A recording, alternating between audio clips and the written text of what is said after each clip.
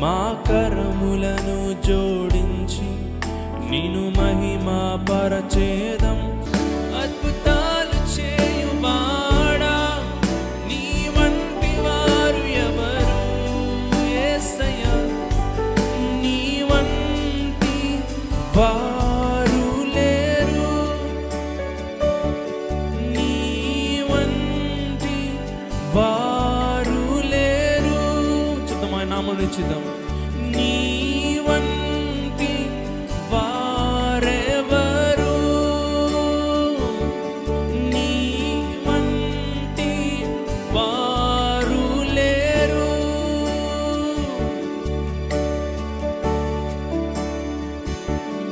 మహిమకు పాత్రుడా, ఘనతకు అర్హుడా, నీ నామం బట్టి మేము మా చేతులెత్తేదం. మహిమకు పాత్రుడా, ఘనతకు అర్హుడా, నీ నామం బట్టి మేము మా చేతులెత్తేదం. అందరూ చెప్తాం. మహోన్నతుడా, అద్భుతాలు చేయువాడా, నీ వంటి వారు ఎవరు, నీ వంటి వారు లేరు. మహోన్నతుడా, స్వస్థపరచునా దేవా, నీ వంటి వారు ఎవరు యేసయ్యా, నీ వంటి వారు లేరు. అందరం మహోన్నతుడా, అద్భుతాలు చేయవాడవయ్యా,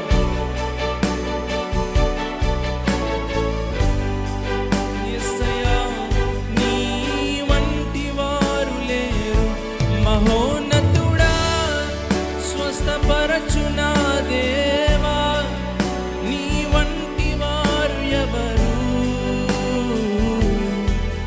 నీ వంటి వారు లేరు.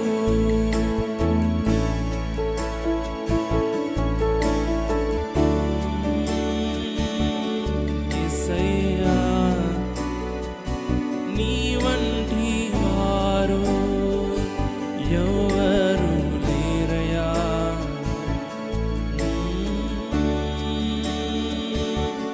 యేసయ్యా, నిన్ను పోలిన వారు ఎవరు లేరయ్యా.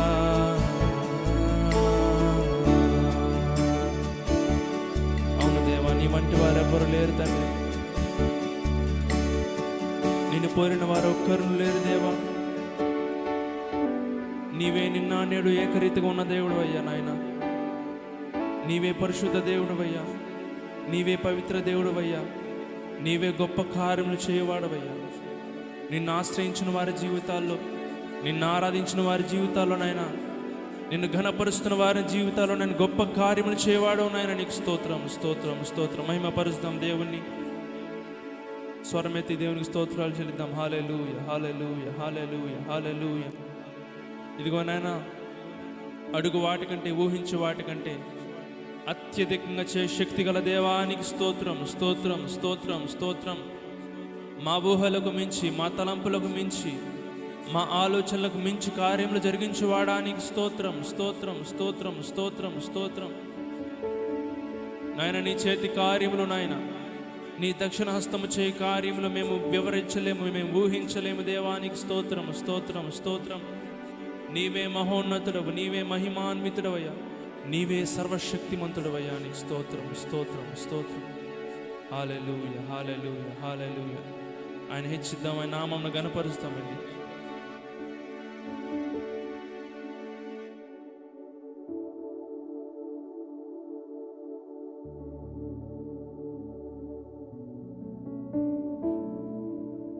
మన ప్రభువుని మనం స్తుతిద్దాము.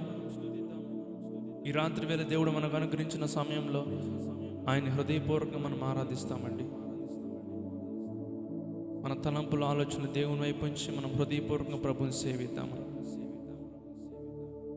హల్లెలూయా. Thank you Jesus, thank you Jesus, thank you Jesus, thank you holy spirit.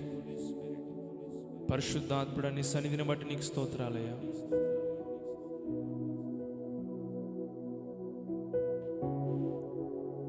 సమస్తము సమకూర్చి మేలుకై జరిగించువాడా, నీకు స్తోత్రాలయ్యా, నీకు స్తోత్రాలయ్యా, నీకు వందనాలయ్యా.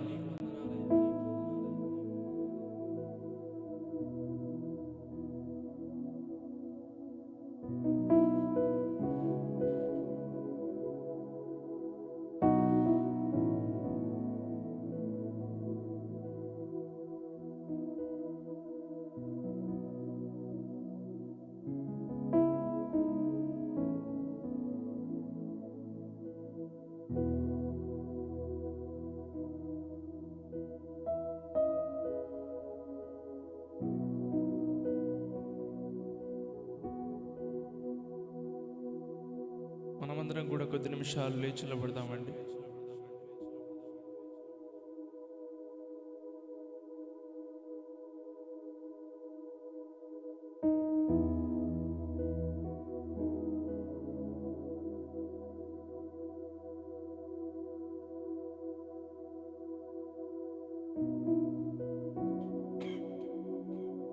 అదే రీతిగా మనము దేవుని స్తుతిస్తూ, ఆయన ఆరాధిస్తూ, ఆయన కొనియాడుతూ, ఆయన గణపరుస్తూ మన ముందుకు వెళ్దాం. Thank you Jesus, thank you Jesus, thank you Jesus. స్తోత్రం, స్తోత్రం, స్తోత్రం. హల్లెలూయా, hallelujah, hallelujah, hallelujah, hallelujah, hallelujah, hallelujah, హల్లెలూయా. స్తుతి, స్తుతి, స్తుతి, స్తుతి. స్తోత్రం, స్తోత్రం, స్తోత్రం, స్తోత్రం. మహిమపరుద్దాం, దేవుని నోరు తెరిచి స్వరమెత్తి మహిమపరుద్దాం.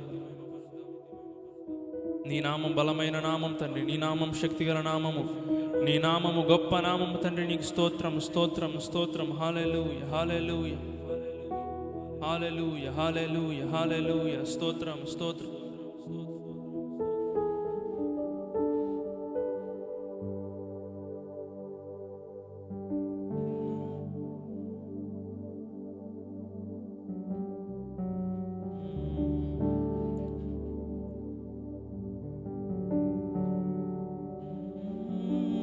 యేసయ్యా, హల్లెలూయా, హల్లెలూయా, హల్లెలూయా. స్తోత్రం, స్తోత్రం, స్తోత్రం, స్తోత్రం. దేవానికి స్తోత్రం, స్తోత్రం, స్తోత్రం, స్తోత్రం, స్తోత్రం, స్తోత్రం. నా ప్రాణము, నా సర్వము నీవే నా యేసయ్యా, యేసయ్యా,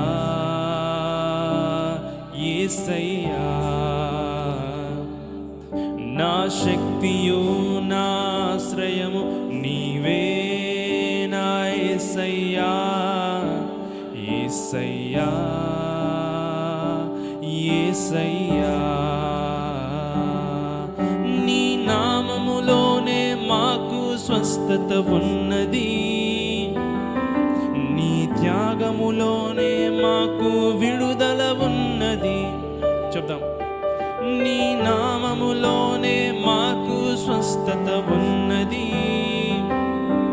నీ త్యాగములోనే మాకు విడుదల ఉన్నది. ఆ విధంగా చప్పలు కొడుతూ దేవుని ఆరాధిస్తామండి.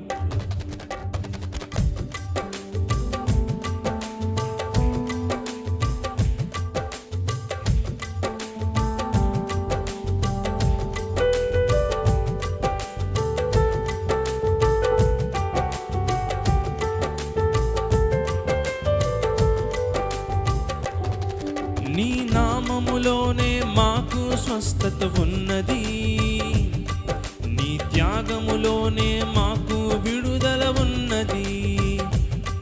నీ నామములోనే మాకు స్వస్థత ఉన్నది, నీ త్యాగములోనే మాకు విడుదల ఉన్నది. నీ నామములోనే, అందరం చెప్దాం. నీ త్యాగములోనే మాకు విడుదల, నీ నామములోనే మాకు స్వస్థత ఉన్నది, నీ త్యాగములోనే మాకు విడుదల ఉన్నది. నా ప్రాణము, నా సర్వము నీవే నా యేసయ్యా, యేసయ్యా, యేసయ్యా. నా శక్తియు, నా ఆశ్రయము నీవే నా యేసయ్యా, యేసయ్యా, యేసయ్యా. నా ప్రాణము, నా సర్వము నీవే నా యేసయ్యా. యేసయ్యా నా శక్తియు నా ఆశ్రయము నీవే నా యేసయ్యా. యేసయ్యా యేసయ్యా అందరూ చూద్దాం. నీ నామములోనే మాకు స్వస్థత ఉన్నది, నీ త్యాగములోనే మాకు విడుదల ఉన్నది. నీ నామములోనే మాకు స్వస్థత ఉన్నది, నీ త్యాగములోనే మాకు విడుదల. చప్పట్లు కొడదాం.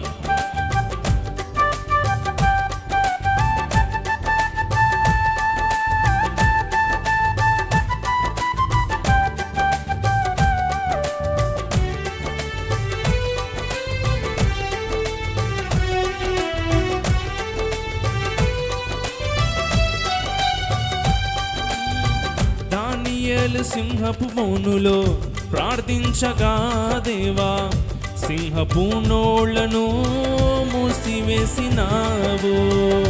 నమ్ముదాం ఈ మాట.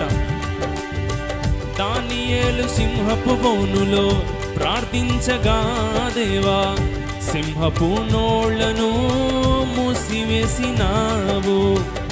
నా కష్టకాలమందు నే ప్రార్థించగానే నన్ను విడిపించిన నా యేసయ్యా. నా కష్టకాలమందు నే ప్రార్థించగానే నన్ను విడిపించిన నా యేసయ్యా. అందరం చెప్తాం. నా ప్రాణము నా సర్వము నీవే నా యేసయ్యా. యేసయ్యా యేసయ్యా నా శక్తియు నా ఆశ్రయము నీవే నా యేసయ్యా. చెప్తామా? నా ప్రాణము నా సర్వము నీవే నా యేసయ్యా.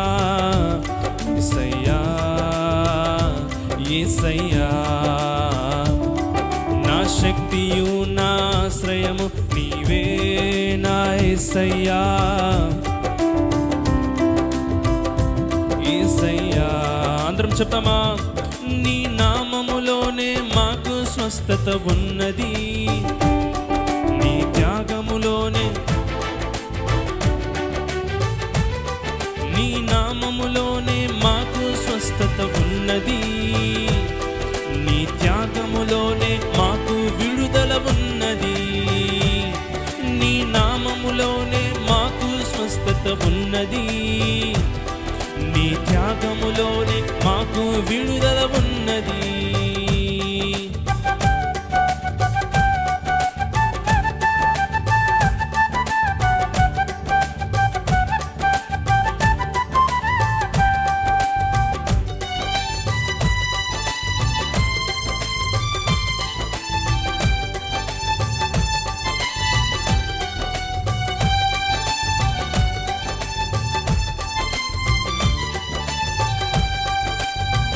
అబ్రహాము విశ్వాసముతో వేచియుండగా దేవా, మూయబడిన సారా గర్భమును తెరిచితివి. అబ్రహాము విశ్వాసముతో వేచియుండగా దేవా, మూయబడిన సారా గర్భమును తెరిచితివి. విశ్వాసముతో నే ప్రార్థించగానే నా ఆశలన్నీయు తీర్చిన దేవుడవు. విశ్వాసముతో నే ప్రార్థించగానే నా ఆశలన్నీయు తీర్చిన దేవుడవు. నా ప్రాణము నా సర్వము నీవే నా యేసయ్యా. యేసయ్యా అందరూ చెప్తామా? నా శక్తియు నా ఆశ్రయము నీవే నా యేసయ్యా. యేసయ్యా యేసయ్యా నీ నామములోనే మాకు స్వస్థత ఉన్నది, నీ త్యాగములోనే నామములోనే మాకు స్వస్థత ఉన్నది, నీ త్యాగములోనే మాకు విడుదల ఉన్నది. నా ప్రాణము నా సర్వము నీవే యేసయ్యా, యేసయ్యా. నా శక్తియు నా ఆశ్రయము నీవే నా యేసయ్యా, యేసయ్యా. నా ప్రాణము నా సర్వము నీవే నా యేసయ్యా, యేసయ్యా, యేసయ్యా. నా శక్తి నీవే, నా శక్తియు నా ఆశ్రయము నీవే నా యేసయ్యా, యేసయ్యా, యేసయ్యా. అందరం చెప్దాం. నీ నామములోనే మాకు స్వస్థత ఉన్నది, నీ త్యాగములోనే మాకు విడుదల ఉన్నది. అందరం. నీ నామములోనే మాకు స్వస్థత ఉన్నది, నీ త్యాగములోనే మాకు విడుదల ఉన్నది. నీ నామములోనే మాకు స్వస్థత ఉన్నది,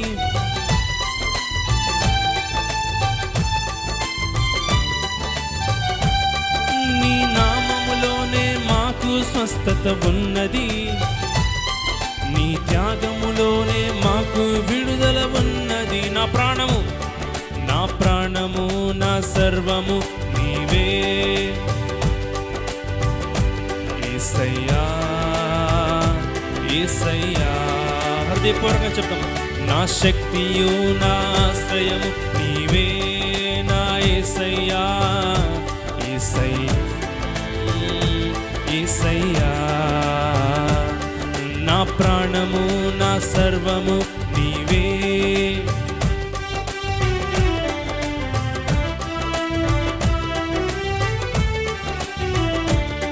నా శక్తియు నా ఆశ్రయము నీవే నా యేసయ్యా, యేసయ్యా, యేసయ్యా.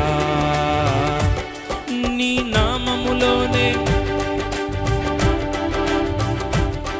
నీ త్యాగములోనే మాకు విడుదల ఉన్నది. ఆమేన్. నీ నామములోనే మాకు స్వస్థత ఉన్నది, నీ త్యాగములోనే మాకు విడుదల ఉన్నది.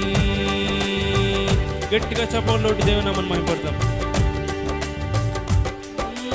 నీ నామములోనే మాకు స్వస్థత ఉన్నది, నీ త్యాగములోనే మాకు విడుదల ఉన్నది.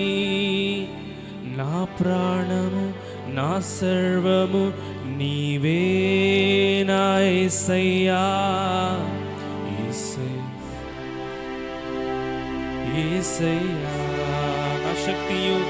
నా శక్తియు నా ఆశ్రయము నీవే నా యేసయ్యా, యేసయ్యా,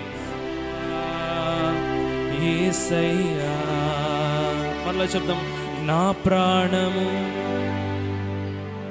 నీవే నా యేసయ్యా, యేసయ్యా, యేసయ్యా. నీవేనయ్యా నా శక్తియు నా ఆశ్రయము నీవే నా యేసయ్యా, యేసయ్యా, యేసయ్యా. అవును దేవా, నీ నామంలోనే మాకు శక్తి బలము నాయనా. నీ నామమే మాకు ఆశ్రయదుర్గము, నీ నామమే మాకు ఆధారము తండ్రి. నీకు స్తోత్రం, స్తోత్రం, స్తోత్రం తండ్రి.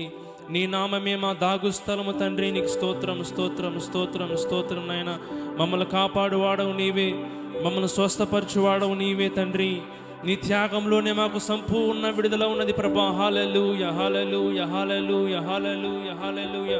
ఇదిగో నీ భక్తులు ప్రార్థించినప్పుడు దేవా, ఇదిగో నాయన నీ భక్తులు ప్రార్థించినప్పుడు వారి ప్రార్థనలు ఆలకించిన వాడు, గొప్ప కార్యములు చేసిన వాడు నీవే దేవా. నీకు స్తోత్రం, స్తోత్రం, స్తోత్రం, స్తోత్రం, స్తోత్రం, స్తోత్రం నాయన.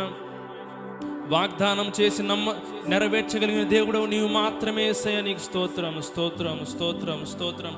మహిమపరుస్తాం, దేవుని హెచ్చిద్దామండి, దేవుని నామం హెచ్చిద్దాం. Hallelujah, hallelujah, hallelujah, hallelujah, hallelujah, hallelujah. Thank you Jesus, thank you Jesus, thank you Jesus. దేవునికి వందనాలు చెల్లిద్దాం, దేవునికి వందనాలు చెల్లిద్దాం. స్వరం ఇప్పి నోరు తెరిచి మన హృదయాలతో దేవుణ్ణి ఆరాధిస్తాం ఈ సమయంలో.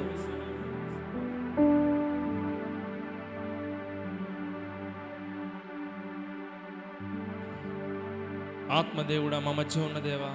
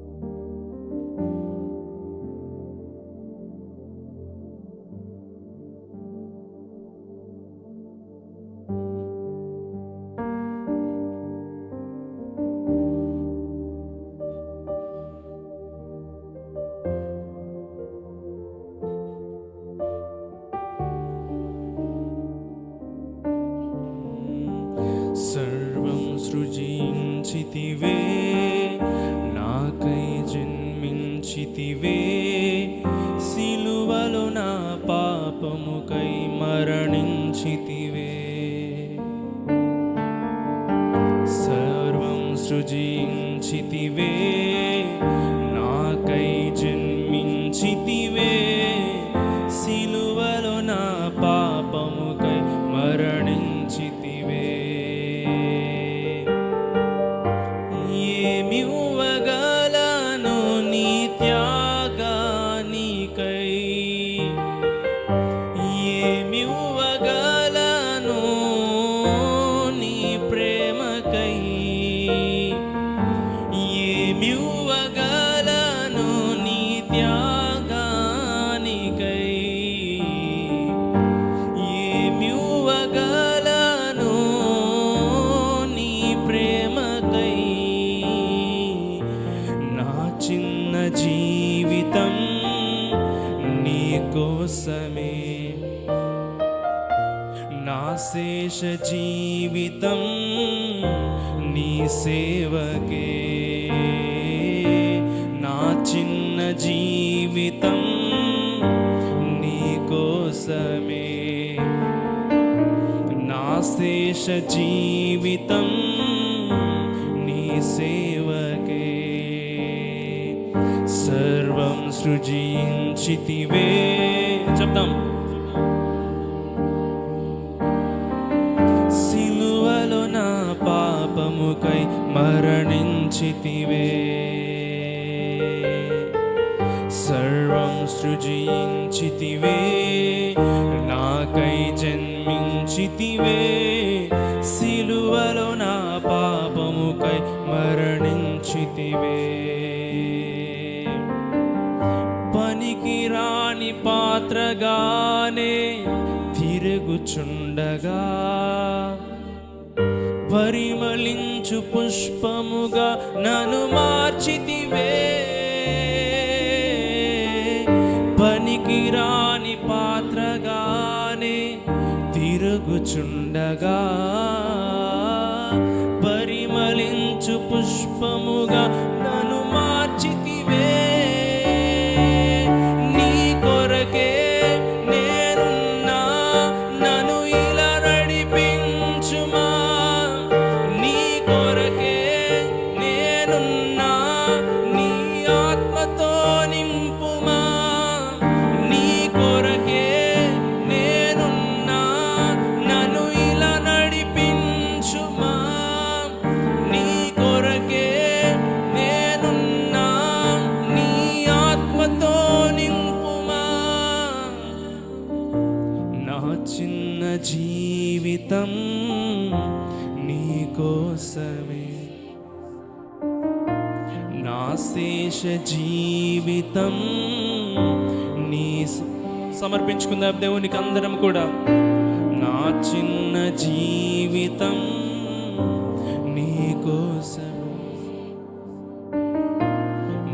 శేష జీవితం నీ సేవకే.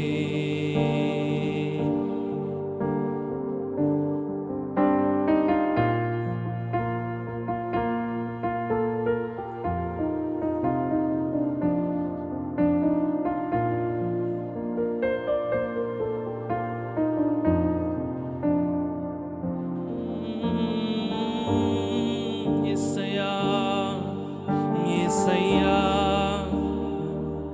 నీవే యోగ్యుడవు, యేసయ్యా ఆరాధన యేసు నీకే,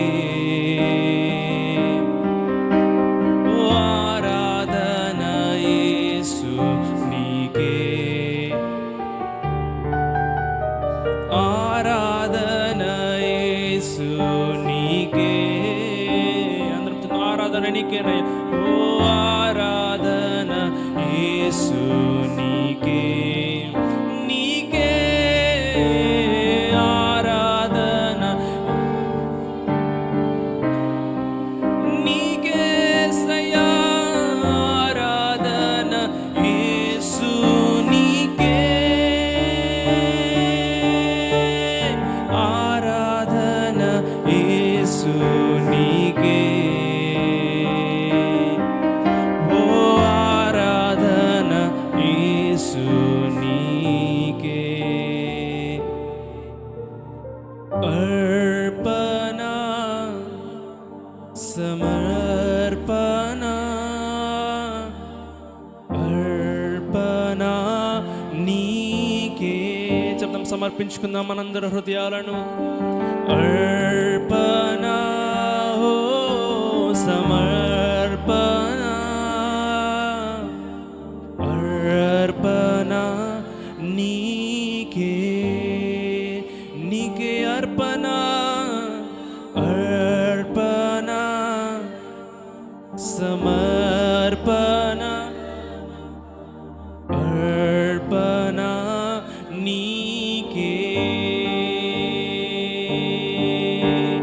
నా స్తుతి ఆరాధన, నా హృదయ అర్పణ, నా స్తుతి ఆరాధన, నా హృదయ అర్పణ, అర్పణ సమర్పణ, అర్పణ నీకే. చెప్తాం, రెండు చేతులు ఎత్తి చెప్తాం ప్రభుత్వం. అర్పణ ఓ సమర్పణ, అర్పణ నీకే. నీ రక్తముతో నా జీవితమును శుద్ధీకరించు ప్రభు, నీ రక్తముతో నా జీవితమును శుద్ధీకరించు ప్రభు, నీ కృపచే నే బ్రతికి ఉన్నా, నీ దయతో నే పావనుడను. చెప్తాం, నీ కృప చేత బ్రతికానయ్యా, నీ కృపచే నే బ్రతికి ఉన్నా, నీ దయతో నే పావనుడను. అర్పణ సమర్పణ,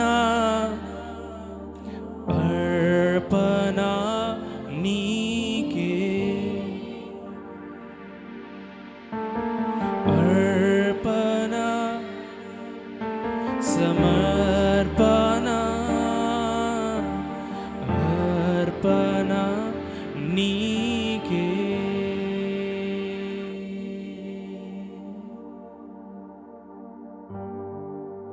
తండ్రి, ఈ దినము మేము సజీవులంగా ఉన్నామంటే తండ్రి, ఈ దినము జీవించిన ఆయన బ్రతికి ఉండి నీ సన్నిధిలో చేరి నిన్ను ఆరాధిస్తున్నామంటే ఇది కేవలం నీ కృపనే యేసయ్యా, ఇది కేవలం నీ వాత్సల్యమే తండ్రి, ఇది కేవలం నీ కనికరమే దేవా. నీకు స్తోత్రం స్తోత్రం స్తోత్రం స్తోత్రములయ్యా. ఇది కూడా ఇక్కడ ఉన్న మా అందరినీ కూడా ప్రభువా నీకు అమూల్యమైన విలువైన రక్తము చేత శుద్ధీకరించండి దేవా. నీకు స్తోత్రం స్తోత్రం స్తోత్రం. సిరువులో కలవరి సిరువులో నీవు కాచిన రక్తముతో నాయన ఇక్కడున్న మమ్మల్ని అందరినీ కూడా కడిగి పవిత్రపరచు దేవా. నీకు స్తోత్రం స్తోత్రం స్తోత్రం స్తోత్రం. సమస్తమైన దుర్నీతి నుండి, సకల దుర్నీతి నుండి పవిత్రపరచగలిగిన దేవుడు నీవు మాత్రమే యేసయ్యా. నీకు స్తోత్రం లయ్యా, నీకు స్తోత్రం. ప్రతి కల్మషంను తీసివేయి నాయన. నీ సిలువను జ్ఞాపకం చేసుకుంటున్నాం నాయన, నీ త్యాగమును జ్ఞాపకం చేసుకున్నాం తండ్రి. ఇదిగో నాయన, మా చేతులు చేసిన పాపమునకై, మా పాదములు పరుగులెత్తిన పాపమునకై తండ్రి నీవు మా కోసం మరణించావయ్యా. నీవు మా కోసం చేతులలో కాళ్ళలో మేకులు కొట్టించుకున్నావు నాయన. నీ వీపు నాగటి చాలా వెళ్ళి దున్నబడింది దేవా. నీకు స్తోత్రం స్తోత్రం నాయన. తండ్రి, మేము ఏ పాటి వారమయ్యా? Lord, who are we Lord? మేమే పాటి వారం తండ్రి? ఏ యోగ్యత మాకున్నదయ్యా? ఏ అర్హత మాకున్నది ప్రభువా దేవా? మమ్మల్ని సింహాసనం ఎక్కించిన ఆయన నీతిమంతులుగా తీర్చి, నిర్దోషులుగా తీర్చి, పరిశుద్ధులుగా తీర్చి, ఈ సంఘముగా సమకూర్చి ప్రభువా ఇట్టి ఆధిక్యతను మాకు ఇచ్చినందుకు నాయన నీకు వేలాది వందనాలు చెల్లిస్తున్నాను. ఏమిచ్చి నీ రుణం తీర్చగలమయ్యా? ఏమిచ్చినా అది నీకు సరిపోదు ప్రభువా. ఈ మా ఆరాధన నీకు సమర్పిస్తున్నామయ్యా. ఈ మా స్తుతులు నీకు చెల్లిస్తున్నాం నాయన. మా జీవితమే ఒక ఇదిగో ఒక సజీవ యాగముగా నాయన ఈ సాయంత్రం వేళ, ఈ రాత్రి వేళ నీ సన్నిధికి సమర్పిస్తున్నాం నాయన. మీ ఆత్మతో మమ్మల్ని నింపినందుకు నీకు వేలాది వందనాలు దేవా. స్తోత్రంలయ్యా. మా హృదయంలోను, మా ఆలోచనలను, మా దేహంలోను సమస్తము నీ సన్నిధికి సమర్పించుకుంటున్నామయ్యా. మీరే మమ్మల్ని నడిపించండి అయ్యా. సమాధానకర్తగా మీరే మాకు తోడు నడిపించండి. ముందున్న సమయాన్ని నీ చేతులకు అప్పగించుకుంటూ నజరేయుడైన యేసుక్రీస్తు పరిశుద్ధ నామములో ఈ స్తుతి ఆరాధన నీకే సమర్పిస్తున్నాం తండ్రి. ఆమేన్. మనకి నిన్నటి నుండి ఉపవాస ప్రార్థనలు జరుగుతూ ఉన్నాయి. రాత్రులు కేవలం 3 దినములు మాత్రమే ఏర్పాటు చేయడం జరిగింది. మరి ఆదివారపు ఆరాధనలు యథాప్రకారంగా జరుగుతాయి 6 గంటలకు 11 గంటలకి. సోమవారం నుంచి ఉదయకాల సమయంలో మరి 6 గంటల నుండి 7 గంటల వరకు, 6 గంటల నుంచి 7 గంటలు ఖచ్చితంగా 1 గంట సేపు క్రిస్మస్ పండుగ దాకా మీటింగుల్లో పాల్గొందాం. సోమవారం నుంచి 6 గంటల నుండి 7 గంటల వరకు 1 గంట సేపు దేవుని స్తుతించడానికి, దేవుని గణపరచడానికి మన యొక్క ప్రాణాత్మ దేహములను సిద్ధపరచుకొని, మళ్ళీ తర్వాత 7 గంటల తర్వాత వస్తే ఆరాధన ఉండదు, అంటే ప్రార్థన ఉండదు. కేవలం ప్రభు దగ్గరకు వచ్చి 6 గంటలకు వచ్చి 2 పాటలు పాడుకొని, ఆ విధంగా కొద్దిగా ఒక 10 నిమిషాలు వాక్యం చెప్పుకొని తర్వాత ప్రార్థనలు చేసుకొని మనము వెళ్తాము. ఆ విధంగా 17వ తేదీ వరకు ఈ మీటింగులు ఉంటాయి. అంటే ఉదయకాల సమయంలో జరుగుతాయి కాబట్టి మరి ఒకవైపు దేవుని పనులు జరుగుతూనే ఉంటాయి, మందిరం పనులు, మరొక వైపు దేవుని స్తుతించే ఆ పని కూడా ఉంటుంది.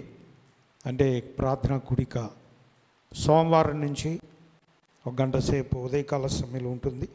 కాబట్టి ఈ విషయాన్ని గమనించి ప్రతి ఒక్కరూ కూడా మీటింగ్కి రావాల్సిందిగా, మీ పనులు కూడా పక్కన పెట్టేసి ఆ మీటింగ్కి వచ్చి తర్వాత వెళ్ళి మీకు పనులు ఏమైనా సొంత పనులు ఉంటే అవి చూసుకోవచ్చు.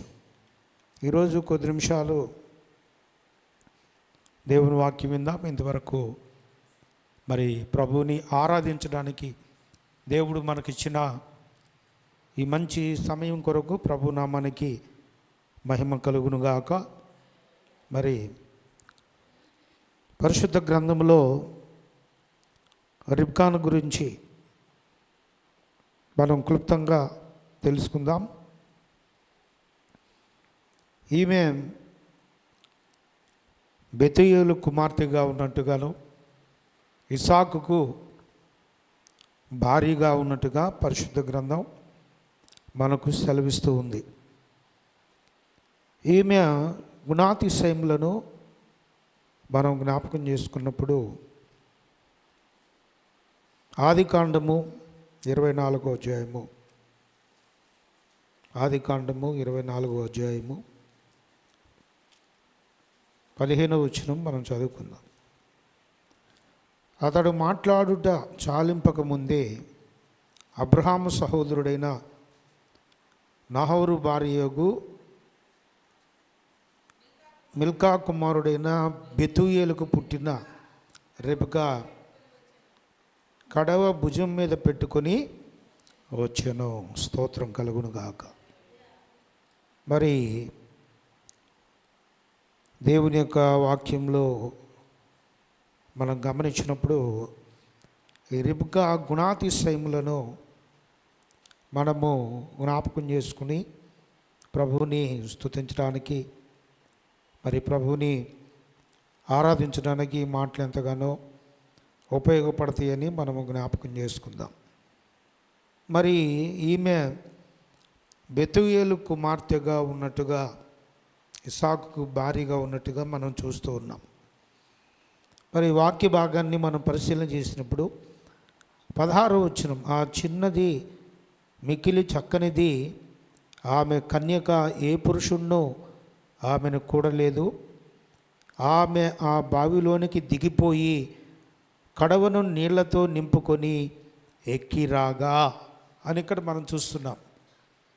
చూడండి, ఈ రిబ్కా గుణాతిశయములను మనము చూసినప్పుడు ఈమె మిక్కిలి చక్కగా ఉన్నట్టుగా ఇక్కడ వాక్యం మనకు సెలవిస్తూ ఉంది.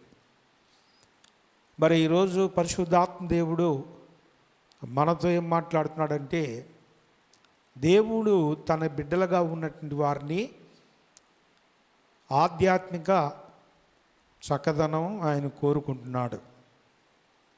మరి శరీర రీతిగా రిబ్కాలాగా మనం చక్కగా ఉండనప్పటికీ, ఒకవేళ మరి సౌందర్యం అనేది దేవుడిచ్చేది కాబట్టి ఆ విధంగా సౌందర్యంగా ఉండటం, చక్కగా ఉండటం అంటే సౌందర్యంగా ఉండటం అంటే beautiful. She is a beautiful lady.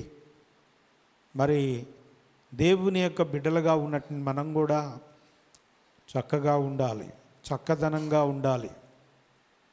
అంటే శరీర ఆకృతిని గురించి రిబ్కాను గురించి చెప్పాడు. కానీ ఇక్కడ కొత్త నిబంధన గ్రంథంలో మనము ఆత్మీయంగా చక్కగా ఉండాలి, ఆత్మీయ విషయాల్లో మనము మరి బ్యూటిఫుల్గా ఉండాలి. స్త్రీలను ఉద్దేశించి బ్యూటిఫుల్ అంటారు, పురుషులను ఉద్దేశించి హ్యాండ్సమ్గా ఉండాలి. అంటే మిక్కిలి చక్కదనము లేక అందము. బైబిల్లో రాయబడింది అందం మోసకరం, సౌందర్యం వ్యర్థం అని. అయితే మరి కొత్త నిబంధనలో ప్రభు ఏం కోరుకుంటున్నాడు? ఆధ్యాత్మికంగా మనము చక్కదనంగా ఉండాలని ప్రభు కోరుకుంటూ ఉన్నాడు. ప్రభు నామానికి మహిమ కలుగునుగాక. కాబట్టి దేవుని యొక్క వాక్యంలో మనం చూస్తే రాయబడింది, కొత్త నిబంధన గ్రంథంలో ప్రభువు ఒక విషయాన్ని రాసి పెట్టాడు. అది చూద్దామండి ప్రియులారా. 1 తిమోతి పత్రిక 2వ అధ్యాయము 9వ వచనము, మరియు స్త్రీలను అనుకువయు స్వస్థ బుద్ధియు గలవారై ఉండి తగుమాత్రపు వస్త్రముల చేతనే కానీ జడలతోనైనను బంగారముతోనైనను ముత్యములతోనైనను మిగుల వెలగల వస్త్రములతోనైనను అలంకరించుకొనక దైవభక్తి గలవారమని చెప్పుకుని స్త్రీలకు తగినట్టుగా సత్క్రియల చేత తమను తాము అలంకరించుకొనవలెను. హల్లెలూయా. కాబట్టి ఎలాగుండాలంట? అణకువ. అంటే మందిరంలో ఉన్నప్పుడు ఈ 2 గంటలు ఎంతో అణకువగా ఉంటారు. ఇంటికి వెళ్తే వాళ్ళ బుద్ధి ఏందో బయటపడిద్ది. ఇంట్లో పరిస్థితులను బట్టి, ఇంటిలో మాటలు, ఇంటిలో ప్రవర్తన, మన ఇళ్లలో మన యొక్క తీరు తెన్నులు ఇవన్నీ కూడా మనం గమనిస్తే 1 గంట మనము ఇంట్లో 24 గంటలు ఉంటాం కదా, 1 గంట పరిశీలన చేస్తే చాలు మిగతా 23 గంటలు ఎలాగుంటున్నారో అర్థం చేసుకోవచ్చు. కాబట్టి ఎలా ఉండాలి? అణకువగలిగి ఉండాలి. తర్వాత స్వస్థ బుద్ధియు గలవారై ఉండాలి. స్వస్థ బుద్ధి అంటే మంచి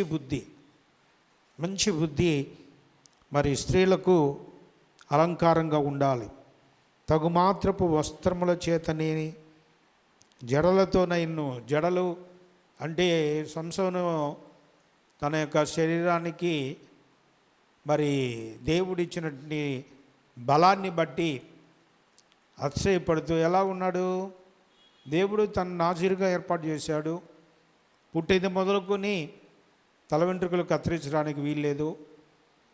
మరి అయితే ఏం చేస్తున్నాడు? డెలీలా దగ్గరికి వెళ్ళాడు. ఒక వేశ్య, ఆమె దగ్గరకు వెళ్ళి ఆమె చేతికి తన యొక్క తల వెంట్రుకలు అప్పగిస్తే ఆమె జడలేసేదంట. 7 జడలు. ఎన్ని జడలు వేసిందంట?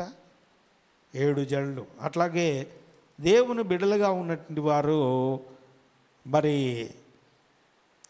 పరిశుద్ధ గ్రంథంలో సెలవిచ్చిన రీతిగా జడలు అంటే అట్లాగా ఒక పెయిర్ కాదు, 7 పేర్లు, 7 జతలు, 7 జడలు కలిగి ఉండటం. అవి మరి స్త్రీలు చేసుకోకూడదు. అలంకరణ ఆ విధంగా చేసుకోకూడదు. బంగారము, ముత్యములు, మిగుల వెలగల వస్త్రములతో అలంకరించుకొనక.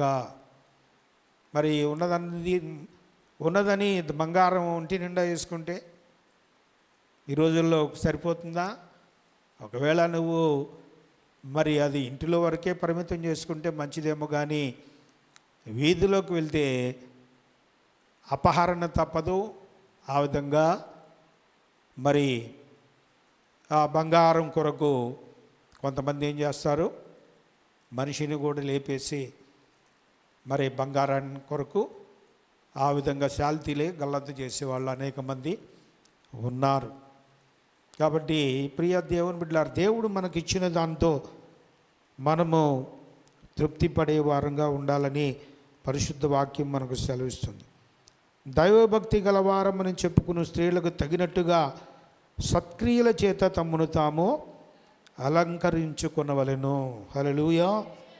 కాబట్టి అందుకనే మరి భర్త పక్కనే ఉంటే పాసుగారితో భర్త ఏదో చెప్తుంటే నువ్వు ఉండు అంటారు.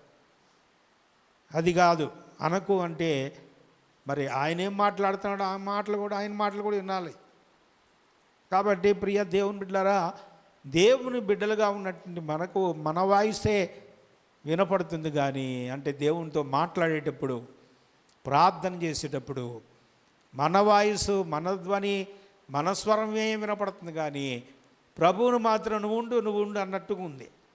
ఆయన నీతో తిరిగి మాట్లాడడానికి సిద్ధపడినప్పుడు ఆయనకు నువ్వు సమయం ఇవ్వట్లా, ఆయనకు నువ్వు చేయాల్సినటువంటి పరిచర్య నువ్వు చేయట్లా, దేవుణ్ణి విడిచిపెట్టేసి వెళ్ళిపోతుంటాం. దేవుడు తిరిగి మాట్లాడేంత వరకు మనం ఉండకుండా పక్కకి జారుకుంటూ ఉంటాం. కాబట్టి దేవుని వాక్యం ఏం చెప్తుందంటే, మరి స్త్రీలకు తగిన విధంగా మరి ఇక్కడ దైవభక్తి గలవారమని చెప్పుకున్న స్త్రీలకు తగినట్టుగా పరిశుద్ధ గ్రంథంలో శారా దైవభక్తి కలిగినటువంటి స్త్రీ, ఆమె తన భర్తను అయ్యో అబ్రాం అని పిలవాల. కొంతమంది ఏం చేస్తుంటారు, తమ భర్తలని పేర్లు పెట్టి పిలుస్తుంటారు. అది మరి అది తప్పు, అలా చేయకూడదు. తన యొక్క భర్తను యజమానుడా అని సంబోధించిందంట. ప్రైజ్ ది లార్డ్, హల్లెలూయా. కాబట్టి ఇస్సాకు దూరముగా ఉండి రిబ్కాను చూసినప్పుడు, రిబ్కా మరి ఇస్సాకును చూసినప్పుడు మరి ఆమె ఏం చేసింది, ఆ ఒంటె దిగి తలకు ముసుగు వేసుకుని ఆ విధంగా తన కాబోయే మరి భర్తను గౌరవించినట్లుగా వాక్య భాగాల్లో మనం చూస్తూ ఉన్నాం. కాబట్టి కాబోయే భర్త అప్పటికి ఇంకా వివాహం కాల, తన కాబోయే భర్తను గౌరవించినట్లుగా చూస్తున్నాం. అలాగే మన భర్త యేసుక్రీస్తు ప్రభువారు, హల్లెలూయా. మరి ఆయన ముందు మనం ఎలాగుండాలి, అణుకోగలిగి ఉండాలి. ఆయనను మనం సంబోధించే విషయంలో ప్రభువుల వారు అని మనం సంబోధించాలి. ప్రభు యేసుక్రీస్తుల వారు, యేసుక్రీస్తు అని ఏకనామంగా స్వరంతో పిలవకూడదు. ప్రభువారు, యేసుక్రీస్తు వారు అని ఆయన గౌరవించాలి. ఆయన గౌరవించినప్పుడు ఏం జరుగుతుంది, దేవుడు మనకు కావలసిన గొప్ప ఆశీర్వాదం మనకి దయచేయడానికి సిద్ధంగా ఉన్నాడు. దేవునికి స్తోత్రం కలుగును గాక. కాబట్టి సంగమా ఆ విధంగా సత్క్రియల చేత తమ్ము తాము అలంకరించుకోవాలి. కాబట్టి ఇక్కడ దేవుని వాక్యంలో రాయబడింది. రిబ్కా ఎలా ఉంది, చక్కగా ఉంది, ఆమె చాలా సౌందర్యవతిగా ఉంది, మరి సత్క్రియలు కలిగినటువంటి స్త్రీకి తగినట్టుగా ఉంది. అటువంటి అనుభవము మరి సంఘములో ఉన్నటువంటి ప్రతి ఒక్కరూ కలిగి ఉండటము ఎంతో ఆశీర్వాదకరమని దేవుని యొక్క వాక్యం మనకు సెలవిస్తూ ఉంది. హల్లెలూయా. 19వ వచనం చూద్దాం. ఆదికాండము 24వ అధ్యాయం 19వ వచనం.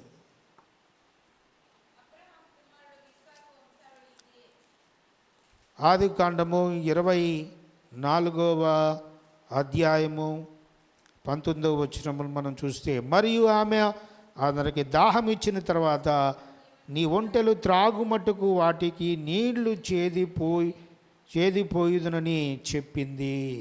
హల్లెలూయా. ఇతను ఎవరతను, ఎలియాజరు. మరి ఆ ఎలియాజరు తన యొక్క యజమానుడైనటువంటి అబ్రహాము కుమారుడైన ఇస్సాకుకు పెళ్లి సంబంధం చూడటానికి తిరుగుతూ ఉన్నాడు. అతనితో పాటు 10 ఒంటెలు ఉన్నాయి. మరి అతడు తన యొక్క యజమానుని యొక్క కుమారునికి తగిన భాగస్వామిని వెతకడానికి తిరుగుతూ ఉండి ఒక చోటకు వచ్చి ప్రార్థన చేస్తూ ఉంటాడు. మోకాళ్ళుని ప్రార్థన చేస్తూ ఉంటాడు. ఒంటెలు కూడా మోకరించి ప్రార్థన చేస్తున్నాయి. చూడండి ప్రియులారా. కానీ మన ఇంట్లో ఉన్నటువంటి మన పిల్లలు మోకరించి ప్రార్థన చేయలేకపోతున్నాం. మందిరంలో ఎంతో విశాలమైన స్థలం ఉంది, మోకరించి ప్రార్థన చేయలేకపోతున్నాం. చూడండి, అబ్రహాము ఒంటెలు కూడా మోకరించినాయి అంట. Praise the lord. కాబట్టి సంగమా, ఈరోజు దేవుడు నీ మోకాళ్ళు చూసే దేవుడుగా ఉన్నాడు.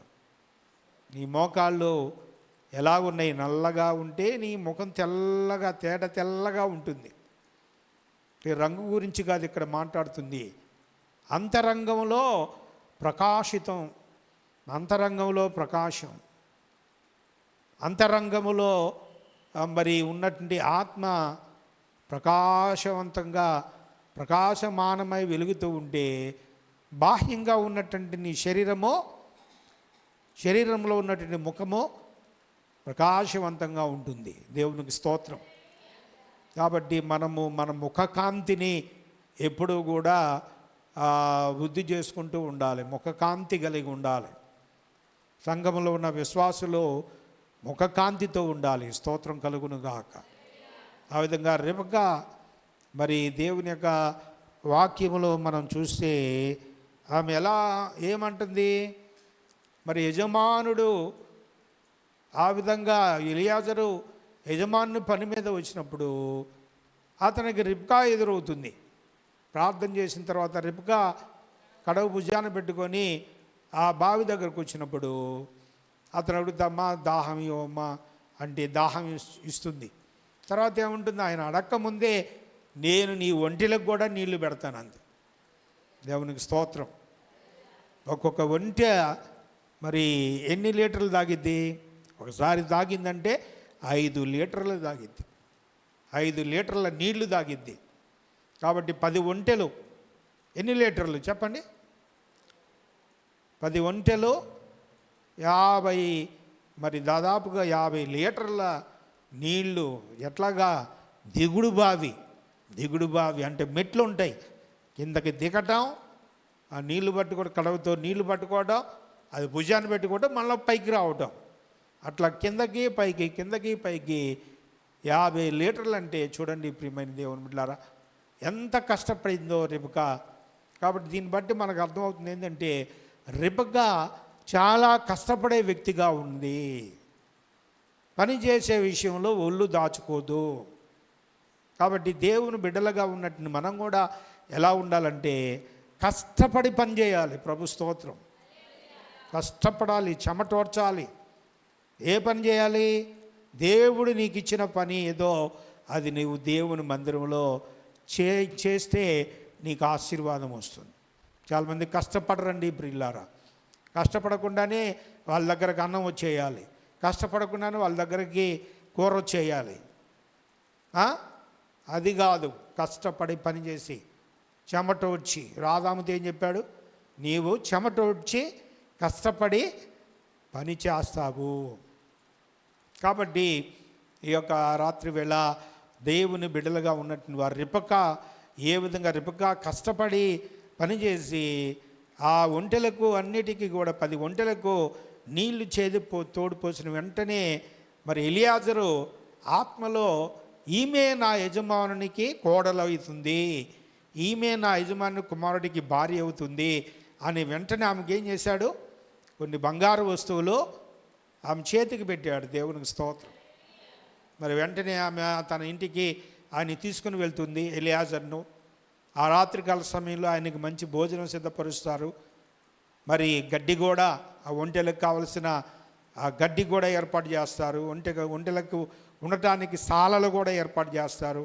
ఆ తర్వాత మరి స్టోరీ అంతా కూడా మనం ముందు చదివినప్పుడు ప్రియా దేవుని బిడ్డలారా, మరి దేవుని యొక్క వాక్యములో 24వ అధ్యాయము 57, 58 వచనాలు మనం చూస్తే, వారు ఆ చిన్నదాన్ని పిలిచి ఆమె ఏమనునో తెలుసుకుందామని చెప్పుకొని రిబ్కాను పిలిచి మనుషునితో కూడా వెళుదువా అని ఆమెను అడిగినప్పుడు వెళ్ళేదను అనేను. స్తోత్రం. అంటే మరి తన యజమానుని దగ్గరికి మనిషిని, ఈ యొక్క మనిషి యజమానుడు మన యొక్క బంధువుల దగ్గర నుంచి వచ్చాడు కాబట్టి ఇతడు నిన్ను తీసుకొని వెళ్తాడు. తన యజమానుని కుమారుడికి ఇచ్చి వివాహం చేయడానికి నిన్ను తీసుకుని వెళ్తాడు. కాబట్టి ఈయనతో నువ్వు వెళ్ళటానికి సిద్ధంగా ఉన్నావా అంటే నేను సిద్ధమే అని చెప్పినట్టుగా మనం చూస్తున్నాం.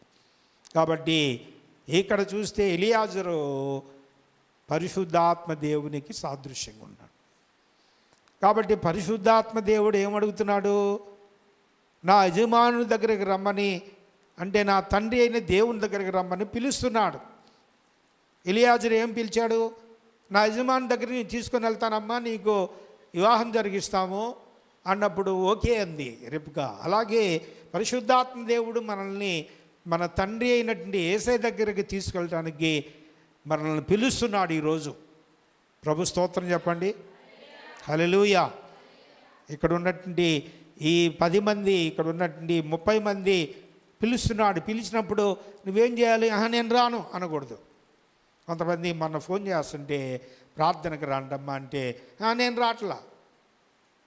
ఎవరి కోసం ఆ ప్రార్థన చెప్పండి? అంటే నీ బలహీనతను బట్టి నువ్వు ఆ విధంగా చెప్పావేమో, కానీ నిజంగా చూస్తే దేవుని బిడ్డలుగా ఉన్నటువంటి వారు మంచిగా పాసం గారు పిలిచారే, మరి సమాధానం చెప్పాలి, మంచిగా అనే ఆలోచనతో సమాధానం చెప్పాలి. దేవునికి స్తోత్రం. రేపు యేసుక్రీస్తు వచ్చినప్పుడు రా అంటే నేను రాను అంటావా నువ్వు? అంటావా? అంటే ఇంకా నువ్వు నరకంలో పడిపోతావు, పాతాళంలో పడిపోతావు. మరి దేవుడు ఈ లోకంలో జరిగించే మన పనుల విషయాల్లో ఆ సమయంలో మనకున్నటువంటి మానసిక రుగ్మతలు కానీ శరీర రుగ్మతలు కానీ ఏ బలహీనతలు నీకున్నప్పటికీ యేసుక్రీస్తు ప్రభు ఆయన ఇప్పుడే వచ్చాడనుకో, నువ్వు వెంటనే ఆయన పిలుపుకు నువ్వు లోబడి వెళ్ళిపోవాలి ప్రభు దగ్గరికి. హల్లెలూయా. రెబెకా ఏ విధంగా తను కాబోయే భర్త దగ్గరికి ఇస్సాకు దగ్గరికి వెళ్ళిందో ఎలియాజరు ద్వారా, ఆ విధంగా దేవుని దగ్గరికి యేసయ్య దగ్గరికి పరిశుద్ధాత్మ దేవుడు ఇప్పుడు మన మధ్యలో ఉన్నాడు, నిన్ను పిలుస్తున్నాడు. నిన్ను పిలిచినప్పుడు వెంటనే కూడా నువ్వు వస్తాను ప్రభువా, పరిశుద్ధాత్మ దేవుడా నీతో కూడా నేను వస్తానని నీవు ప్రభు దగ్గరికి వెళ్ళవలసినటువంటి పని ఉన్నదన్నమాట. ప్రభు దగ్గరికి నువ్వు వెళ్ళాలి, అది దేవుడు కోరుతున్నాడు. దేవునికి స్తోత్రం. ఇస్సాకును బట్టి అది ఆ విధంగా ఉందన్నమాట. మరి ఎందుకంటే నువ్వు ఎంత బయటికి వస్తే అంత ఫ్లరిష్ అవుతావు. చాలామంది ఇంట్లోనే ఉంటారు, ఇంట్లోనే పనులు, ఇంట్లో ఎవరితో మాట్లాడరు, బయట ఎవరితో మాట్లాడరు, కంగారుగా ఉంటారు. ఆ కంగారు పోవాలంటే నీవు పరిశుద్ధాత్మతో సహవాసం చేయాలి, పరిశుద్ధాత్మతో నువ్వు ప్రార్థనలో ఉండాలి. ప్రభు స్తోత్రం కలుగునుగాక. అంతేగాని గత్తరగా ఉండకూడదు. నీళ్ళు వస్తే గత్తర పడుతుంటావు, ఎవరన్నా వస్తే బంధువులు వస్తే గత్తర పడుతుంటావు, ఎవరన్నా ఇంటికి పాస్టర్ వస్తే గత్తర పడుతుంటావు. గత్తర పడకూడదు. మరి ఎలాగుండాలి? వినమ్రతతో, మరి చాలా విశాలమైనటువంటి హృదయంతో నువ్వు ఉండి పనులన్నీ కూడా నీటుగా నిదానంగా చక్కబెట్టుకోవాలి. ప్రభు స్తోత్రం కలుగునుగా. ఏ పని ఉన్నా, ఇంటి పని, వంట పని, బట్టల పని, ఏ పని నీకున్నా కూడా ప్రతి పనిని కూడా నీవు నిదానంగా చక్కబెట్టుకో. ఎప్పుడు వస్తుంది అది ఆ నిదానం? నీవు ప్రార్థన చేసినప్పుడు వచ్చింది. కాబట్టి మరి నెమ్మదిగా ఉండటం అనేది రెబెకా జీవితంలో మనం చూస్తున్నాం. స్తోత్రం. కాబట్టి దాదాపుగా 50 కడవల నీళ్ళు పోసిందంటే ఎంత మరి నిదానంగా ఉందో ఆలోచించండి ప్రియులారా. కాబట్టి దేవుని బిడ్డలుగా ఉన్నటువంటి వారు దేవుని పని చేసేటప్పుడు ఎట్లా ఉండాలి? నిదానమే ప్రధానము. లారీలు బయట వెనకేమి రాస్తారు? లారీలు వెనకేమి రాస్తారు? నిదానమే ప్రధానము. నిదానంగా నేను బాను, నువ్వు చెప్పిన మాట నేను ఎన్నో అని అంటే ఆ వెనక వాహనానికి వెళ్ళి నువ్వు గుద్దుకోవాల్సి వచ్చింది. నీ వాహనము నువ్వు కూడా తుక్కు అయిపోతావు. కాబట్టి ప్రియ దేవుని బిడ్డలారా, నిదానంగా ప్రతి పని కూడా చక్కపరుచుకోవాలి. ఎలియాజరు ఏం చేస్తున్నాడు? తన యొక్క యజమానుడు ఇచ్చినటువంటి పని విషయంలో మరి నిదానంగా పనిని చక్కపరుచుకున్నాడు. ఆమె తన యజమానుని యొక్క మరి ఆజ్ఞ ప్రకారంగా ఆమె వెళ్ళిపోయిన తర్వాత ఇస్సాకు ఆమెను పరిగ్రహించినట్లుగా, రెబెకాను పరిగ్రహించినట్టుగా మనం చూస్తున్నాం. అంతకుముందే అబ్రహాం భార్య ఇస్సాకు తల్లి అయినటువంటి శారా చనిపోయి ఎంతో దిగులుతో ఉన్నాడు ఇస్సాకు. ఎప్పుడైతే ఆమెను వివాహం చేసుకున్నాడో అప్పటి నుండి మరి ఇస్సాకులు ఏమైపోయింది? తన తల్లిని గురించిన దుఃఖం నివారణ అయిందంట. దేవునికి స్తోత్రం. కాబట్టి ప్రియ దేవుని బిడ్డలారా, మన ఇంటికి వచ్చేటటువంటి కోడల్లో మంచిగా రెబెకాలాగా ఉండే విధంగా నువ్వు ప్రార్థన చేసుకోవాలి. ఈ రోజు నుంచే ఇంటికి వచ్చే నీకెవరైనా కొడుకుంటే వివాహం చేయాలి కదా. మరి చూడండి ప్రియులరా, చాలామంది యొక్క కుటుంబాల్లో మనం గమనించినప్పుడు ఏం జరుగుతుంది? కుటుంబాల్లో మరి కొడుకు బాగా మంచిగా ఉంటే వచ్చినటువంటి కోడలు ఎలా ఉంటుంది? భేతాళ స్వరూపం ధరించుకుంటుంది. ఏ స్వరూపం? చూడండి ప్రియులరా, ఏ స్వరూపం? భేతాళుల్లాగా. మరి ఆ విధంగా ఉంటే ఆ ఇంటికి నిజంగా ఏమొచ్చిద్ది? ఆ ఇంటికి సమాధానం ఉండిద్దా? కాబట్టి కొంతమంది అనాలోచనతో తన బిడ్డకు వివాహం జరిగించి ఇబ్బందులు పాలైనటువంటి వారు అనేక మంది ఉన్నారు క్రైస్తవ సమాజంలో. కాబట్టి ఈరోజు ప్రభు నీతో మాట్లాడుతున్నాడు. మరి అబ్బాయి ఒకవేళ అమ్మాయి నెమ్మదిగా ఉండి ఆ అబ్బాయి తొందరగా ఉండే వ్యక్తిగా ఉంటే ఆ ఇల్లు కూడా నిలబడదు. కాబట్టి ప్రియా దేవుని బిడ్డలారా, మరి పోయిన సంవత్సరంలో ఒక కుటుంబంలో వారు వివాహాలు చేసుకున్నారు, భార్యాభర్తలు అయ్యారు. మరి ఆ భార్యాభర్తలు అయిన తర్వాత ఆ ఒక సహోదరి కనపడింది. కనపడినప్పుడు, ఏమ్మా అందరూ బాగున్నారా, నీ భర్త పిల్లలు ఏడ భర్త, సంవత్సరం క్రితమే మేము తీసుకున్నాం విడాకులు అంటుంది. ఏమంటుంది? సంవత్సరం క్రితమే విడాకులు తీసుకుందంట. ప్రియమైన దేవుని బిడ్డలారా, మరి ఎందుకు పెళ్లి చేసుకున్నావమ్మా అందాం అనుకున్నా. ఇంకెందుకులే, అయిపోయిన మేళానికి అయిపోయిన పెళ్ళికి మేళం ఎందుకు అన్నట్టుగా మరి వదిలేసాం. ఆ మాటలు అందరితో వదిలేసాం. కాబట్టి ప్రియ దేవుని బిడ్డలారా, ఈరోజు దేవుని బిడ్డలుగా ఉన్నటువంటి వారు, మీ యొక్క కుటుంబంలో వివాహాలు కావాల్సినటువంటి వారు ఉంటే మరి వారి కొరకు నువ్వు ప్రార్థన చేయాలి. యవనస్తుల కొరకు ప్రార్థన చేయాలి, యవనస్తురాల కొరకు ప్రార్థన చేయాలి. ఎప్పుడు నాతోనే ఉందిలే, మన పెళ్లి చేయకూడదు, పెళ్లి చేయకుండా ఉండగాకు. చాలామంది ఏమంటారు, అమ్మా ఎప్పుడు నాతోనే ఉందిలే, నీకు పెళ్ళి ఎందుకులే అమ్మా అని ఏం చేస్తుంటారు, పన్నులకు పంపిస్తుంటారు. డబ్బులు రోజుకు 4, ఏందమ్మా ప్రార్థన రోజుకు 400 రూపాయలు అవుతుంటే ఏం రమ్మంటా అన్నట్టుగా అంటుంది ఒక అమ్మాయి. మరి ప్రార్థనకి ఆదివారం రావట్లు మర్చిపోయావుగా అన్నా. ఇందాక వర్మ హోటల్ దగ్గరికి వెళ్ళంటే అమ్మాయి ఉంటుంది రోజుకు 400 అంటుంది. రోజుకు 400. మరి ఉన్నప్పుడేమో 400, దేవుని పని లేదు, దేవుని సేవ లేదు, దేవుని సన్నిధి లేదు. లేనప్పుడు ఏమని ప్రార్థన చేయమంటావు? పని కావాలని ప్రార్థన చేయమంటావు. అలాగున్నారు. పని వస్తే మరి దేవునితో తంట, పని రాకపోతే ఇంట్లో తంట. కాబట్టి సంగమా, ఈరోజు ప్రభు నీతో మాట్లాడుతున్నాడు. మరి వివాహానికి వచ్చినటువంటి పిల్లలను ఇంట్లో పెట్టుకోకూడదు, వారికి వివాహాలు చేసి పంపించేవారిగా ఉండాలి. కాబట్టి యవన కాలంలో ఏ కాలంలోది ఆ కాలంలో చేస్తేనే ఆ కుటుంబానికి ఆశీర్వాదకరంగా ఉంటుందని దేవుని యొక్క వాక్యం మనకు సెలవిస్తుంది. మరి సంబంధం ఎట్లాగండి పాస్గారు నువ్వు అంటావేమో, ప్రార్థన చేస్తే దేవుడు చక్కని కుటుంబాలను, చక్కని సంబంధాలు దేవుడు దయచేయడానికి సిద్ధముగా ఉన్నాడు. దేవునికి స్తోత్రం చెప్పండి. కాబట్టి ఇక్కడ మరి రిబకా ఎట్టాగుంది? పని చేయటానికి ఉత్సాహము కలిగిందిగా ఉంది. 19వ వచనాన్ని బట్టి మనం చూస్తే మరి 24వ అధ్యాయము 19వ వచనం, మరియు ఆమె అతనికి దాహం ఇచ్చిన తర్వాత నీ ఒంటెలు త్రాగు మటుకు వాటి నీళ్లు చేది పోయుదునని చెప్పింది. Praise the lord. కాబట్టి మిక్కిలి చక్కంది, పని చేయట్లో ఉత్సాహం గలది. 57, 58 వచనాల్లో మరి తను కాబోయే భర్త కొరకు తాను ఎలియాజరుతో వెళ్ళినట్లుగా లేఖన భాగాల్లో మనం చూస్తూ ఉన్నాం. దీన్ని బట్టి మంచి పట్టుత్వం గలది. ఎటువంటిది చెప్పండి?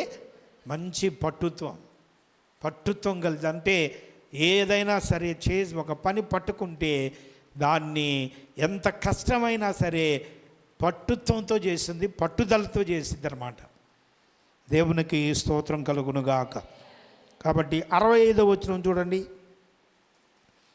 65వ వచనము, మనలను ఎదుర్కొనుటకు పొలంలో నడుచుచున్న ఆ మనుషుడు ఎవరని దాసునడుగా అతడు, ఇతడు నా యజమానుడని చెప్పిన కనుక ఆమె ముసుగు వేసుకొనెను.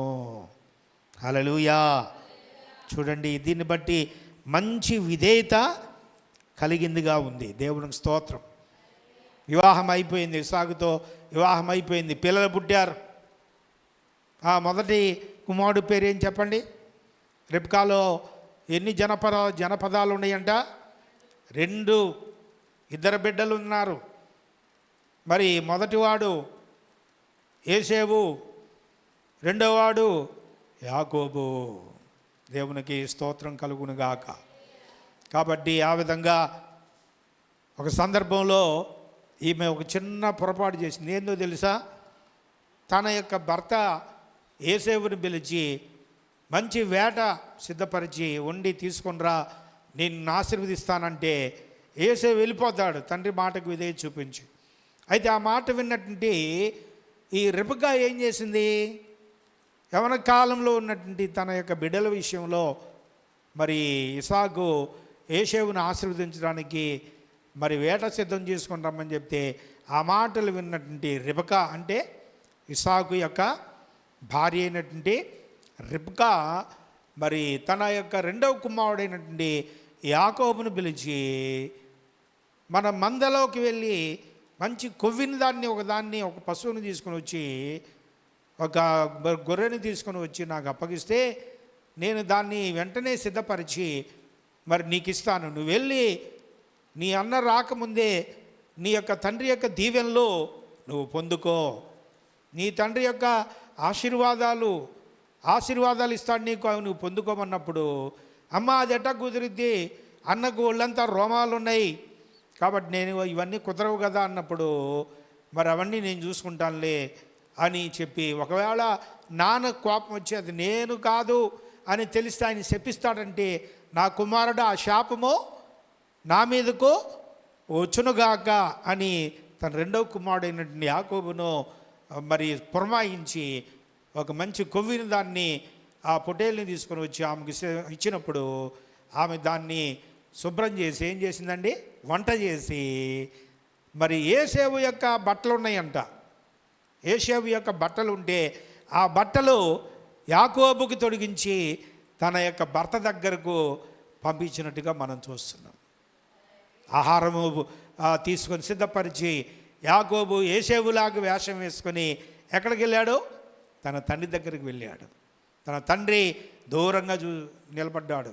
తన తండ్రికి నానా అని పిలిచాడు. ఎవరు? నానా అని పిలిచినప్పుడు ఎవరు అన్నప్పుడు, నేను నీ పెద్ద కుమారుడైన యోసేపును, నీ పెద్ద కుమారుడైన యోసేపు. కానీ వచ్చింది ఎవరండి? యాకోబు వచ్చింది. యోసేపును అన్నప్పుడు తడివి చూస్తాడు. తడివి చూస్తే యోసేపులాగున్నావు, స్వరం వింటే యాకోబులాగున్నావు, నువ్వు యోసేపువేనా అన్నప్పుడు యాకోబు ఏం చేశాడు?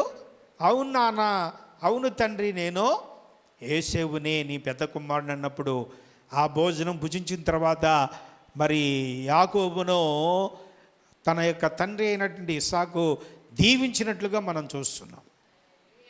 ఆ విధంగా యాకోబు మరి ఒక పెద్ద వంశానికి లీడర్ అయిపోయాడు. దేవునికి స్తోత్రం కలుగునుగాక. కొన్ని గొప్ప పశువులకు యజమానుడిగా అయ్యాడు. ఎంతో ఆస్తికర్త అయ్యాడు. అంటే ఇవన్నీ కూడా ఎందుకు జ్ఞాపకం చేస్తున్నాను? తర్వాత తన యొక్క మరి పెద్ద కుమారుడు ఇస్సాకు యొక్క పెద్ద కుమారుడు వచ్చినప్పుడు, ఇందాక నేను దీవించాను, ఆశీర్వదించానంటే, నానా నేను అడవికి వెళ్ళాను, నువ్వు సిద్ధపరచమన్నప్పుడు సిద్ధపరిచాను, ఈ భోజనాన్ని, ఈ మాంసాన్ని సిద్ధపరిచాను. మరి అయితే ఇందాక వచ్చింది ఎవరు? ఇందాక ఎవరు వచ్చారు నాకు తెలియదు నాన్న. కాబట్టి ఇందాక వచ్చిన వాడు నీ తమ్ముడైనటువంటి యాకోబు అనుకుంటున్నాను. అయితే అతడు దీవెనలన్నీ పొందుకొని వెళ్ళిపోయాడు అన్నప్పుడు యోసేపు ఎంతగానో దుఃఖపడతాడు. యోసేపు దుఃఖపడినట్టుగా మనం చూస్తున్నాం. నాన్న ఇంకా ఒక్క దీవెనైనా లేదా అన్నప్పుడు ఒక్క దీవెన కూడా లేదు, కావాలంటే శాపాలు ఉన్నాయని మరి ఇస్సాకు తన యొక్క పెద్ద కుమారుడైన యోసేపుతో చెప్పినప్పుడు, ఆ శాపాలే నాకు పెట్టు అన్నప్పుడు మరి ఇస్సాకు యోసేపును పెద్ద కుమారుని శాపాలు పెట్టినట్టుగా మనం చూస్తున్నాం. ఆ విధంగా మరి తన అన్న యొక్క మొదటిగా జ్యేష్ఠత్వమును పొందుకున్నాడు మోసంతో. ఇప్పుడు తనకు రావలసినట్టు అన్నకు రావలసిన దీవెనలు తాను పొందుకున్నట్టుగా లేఖనాల్లో మనం చూస్తూ ఉన్నామండి. ప్రియులారు, ప్రభు నామానికి మహిమ కలుగునుగాక. మరి ఇక్కడ ఏం చేసింది? కుయుక్తిచే సమస్యకు కారుకురాలైంది. ఇదంతా కూడా ఎందుకు చెప్పుకున్నాను, ఎందుకు చెప్తున్నామండి? రెబెకా తన యొక్క ఇద్దరు బిడ్డల విషయంలో కుయుక్తి కలిగి సమస్యలకు ఆమె కారణమైనట్లుగా వాక్య భాగంలో మనం చూస్తున్నాం. కాబట్టి మికిలి చక్కంది, పనిచేయడంలో ఉత్సాహం గలది, మంచి పట్టుత్వం గలది, విధేయత గలది, కానీ కొంచెం కుయుక్తి ఉన్నది అని ఇక్కడ మనం చూస్తున్నామండి ప్రియుల. కాబట్టి మనం కూడా మరి దేవునిలో ఆధ్యాత్మికంగా చక్కగా ఉన్నాం. పనిచేసే ఉత్సాహం మనకుంది, మంచి పట్టుదల ఉన్నది, పట్టుత్వం ఉన్నది, మరి విధేయత ఉన్నది, రిబకాలాగా విధేయత ఉన్నది. కానీ రిబకాకు ఉన్నట్టుగా కుయుక్తి కూడా మనలో కొన్ని సందర్భాల్లో చోటు చేసుకుంటుంది అని మనం గమనించాలండి ప్రియులారా. ఏంటి ఆ కుయుక్తి అంటే, ఈ అంత్య దినాల్లో సాతానుడు ఏం చేస్తున్నాడంటే, దేవుని యొక్క సన్నిధికి వెళ్ళటం ద్వారా నీకేం మేలు జరగదు, నీకేం ఆశీర్వాదం రాదు, నీకే దీవెన రాదు, కాబట్టి నువ్వు ఆ సన్నిధికి వెళ్ళటం ఎందుకులే, పాస్టర్గారి కంటే ఆయనకి ఏం పని బాట ఉండదు కాబట్టి 3 రోజులు ప్రార్థనలు, 21 రోజు ఉపవాస ప్రార్థనలు అని చెప్తా ఉంటాడు. నీకు చాలా పనులున్నా కానీ నువ్వు చేసే పని ఏమీ లేదు, ఇంట్లో నువ్వు చేసే పని ఏమీ లేదు, అంతా మరి కుటుంబ సభ్యులే చేస్తున్నారు. కేవలం నీవు ఇంట్లో ఉన్నావు, నామమాత్రంగా ఉన్నావు, మరి వారే నీ బట్టలు శుభ్రంగా ఉతుకుతున్నారు, వారే నీకు ఆహారం సిద్ధపరుస్తున్నారు, కావలసినవన్నీ కూడా సిద్ధం చేసుకుంటున్నావు. అవసరమైతే వారి యొక్క మరి సహాయం లేకుండానే నువ్వు మంచిగా అన్నీ సిద్ధం చేసుకోగలుగుతున్నావు. ఇక సాతానుడు అనే మాట ఏంటంటే, నువ్వు తిను, ఆరోగ్యం సరిగా లేదు కదా, పండుకో అంటాడు. ఏమంటాడు చెప్పండి? మరి ఈ విధంగా కుయుక్తి సాతానుడు ఉపయోగించేటువంటి యుక్తిలో మనం పడిపోతామండి ప్రియులారు. అందుకే ఈ దినాల్లో అనేక మంది మోసములోకి నెట్టబడుతున్నారు. సాతానుడు పెట్టే మోసంలోకి నెట్టబడుతూ ఉన్నారని మనం జ్ఞాపకం చేసుకోవాలి. ఒకవేళ నువ్వు అలాగున్నావా, దేవుని సన్నిధికి రానికుండా సాతానుడు నిన్ను అభ్యంతరపరుస్తున్నాడేమో, దేవుని సన్నిధికి రాకుండా అపవాది నిన్ను ఇబ్బంది పెడుతున్నాడేమో, నీకు రోగం పుట్టించాడేమో, నీకు బలహీనత కలుగజేశాడేమో, ఒకలాంటి నిర్లిప్తత, చెప్పండి ఏంటది? నిర్లక్ష్యం, నిర్లిప్తత, మరి ఉదాసీనత, చూసి చూడనట్టు ఉంటాం. ప్రార్థనలు జరుగుతూ ఉంటే కొంతమంది ఎలాగున్నారు, అవి పట్టినట్టు ఉంటారు, దాన్ని ఉదాసీనత అంటారు. మందిరంలో పోయిన వారం ప్రకటన చేశాం కదా, చక్కగా మరి వచ్చి ప్రార్థనలో ఉండొచ్చు కదా, కానీ ఏందండి, పనులన్నీ, ఇంటి పనులు, వంట పనులు, బట్టల పనులు అన్నీ బాగా చేసుకుంటారు, కానీ దేవుని పని అనేసరికి మరి ఒకలాంటి ఉదాసీనత వచ్చేసింది. ఉదాసీనత అది ఉండకూడదండి ప్రియులారా. అది మనల్ని నాశనంలోకి నెట్టివేస్తుంది. ఆ ఉదాసీనత అంటే ఈరోజు కాదు, రేపు వెళ్దాంలే, లాస్ట్ రోజు, 3వ రోజు అని అనుకుంటాం. ఉదాసీనత ఉందేమో. చూడండి సంగమ, ఈరోజు ప్రభు నీతో మాట్లాడుతున్నాడు. మరి ఆ కుయుక్తి, ఇది సాతాను కుయుక్తి, ఈ ఉదాసీనత కలిగించేది, నిర్లక్ష్యాన్ని కలిగించేది అపవాది అని మనం గమనించిన వారమై మనం ఎలాగుండాలండి, ఈ కుయుక్తిలో నుంచి మనము బయటపడాలి. స్తోత్రం కలుగునుగాక. కాబట్టి చివరిగా మనం గమనించినప్పుడు మరి 24వ అధ్యాయము 25వ వచనం కూడా మనం చూద్దామండి ప్రియులారా. మరియు ఆమె మా యొద్ద చాలా గడ్డియు మేతయు రాత్రి బస చేయుటకు స్థలమును ఉన్నవనగా. హల్లెలూయా. అంటే ఇవేం చేస్తుంది, అతిథులకు ఆతిథ్యము కల్పించే స్త్రీగా ఉన్నట్టుగా చూస్తున్నాం. అతిథులకు ఆతిథ్యం కల్పించే స్త్రీగా ఈ రిబకా ఉన్నట్టుగా లేఖన భాగాల్లో మనం చూస్తూ ఉన్నామండి. కాబట్టి ఈరోజు మనం ఎలాగున్నాం, మన ఇంటికి వచ్చేటువంటి అతిథులు ఎవరన్నా ఉంటే వారికి ఆతిథ్యాన్ని ఇస్తున్నామా, లేకపోతే మరి వాళ్ళని చూసి అవతలకు వెళ్ళి మొహం తిప్పుకునే వాళ్ళగా ఉంటున్నామా? ఆలోచన చేయండి ప్రియులారా. దేవుని బిడ్డలుగా ఉన్నటువంటి మనము మన ఇంటికి వచ్చినటువంటి వారికి ఆతిథ్యం చేయాలి. సేవకులుగా ఉన్నటువంటి వారికి ఆతిథ్యం చేయాలి. దేవునికి స్తోత్రం కలుగును గాక. వాక్యం సెలవిస్తుంది, నా మాట కాదు, చూడండి, నువ్వు ఆతిథ్యం చేస్తే దేవుడు నీకు ఇచ్చే ఆశీర్వాదం ఏందో ఇక్కడ పరిశుద్ధాత్మ దేవుడు నీకు తెలియజేస్తూ ఉన్నాడు. హెబ్రీలకు రాసిన పత్రిక 6వ అధ్యాయము 10వ వచనం. హెబ్రీలకు రాసిన పత్రిక 6వ అధ్యాయం 10వ వచనం. మీరు చేసిన కార్యమును మీరు పరిశుద్ధులకు ఉపచారము చేసి ఇంకను ఉపచారము చేయుచుండుట చేత తన నామమును బట్టి చూపిన ప్రేమను మర్చుటకు దేవుడు అన్యాయస్తుడు కాడు. స్తోత్రం. అందరు చెప్పండి హల్లెలూయా.